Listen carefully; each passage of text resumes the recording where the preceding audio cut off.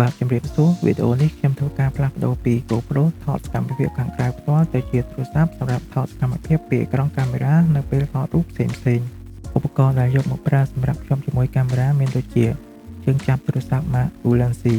វាធ្វើពីលោហៈរឹងមាំត្រូវជាមួយទូរស័ព្ទដែលមានប្រវែងទទឹងចាប់ពី56មីលីម៉ែត្រដល់80មីលីម៉ែត្រវាអាចបញ្ឈរឬផ្ទេរទូរស័ព្ទបានអាចផ្ទេរទៅមុខឬក្រោយក្នុងកម្រិត170ដឺក្រេចំណែកឧបករណ៍នេះគឺជា Capture Card Mark Hagibis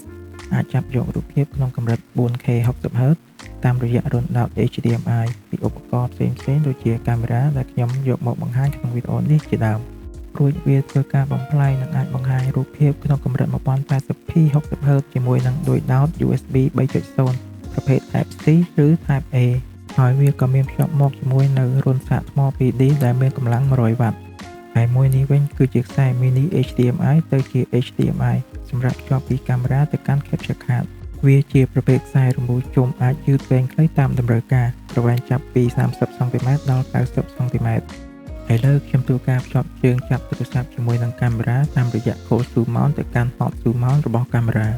នៅពេលដែលភ្ជាប់ហើយយើងអាចបង្វិលអេក្រង់ទូរស័ព្ទមកខាងមុខកាមេរ៉ាដើម្បីពិនិត្យសកម្មភាពខ្លួនឯងបាន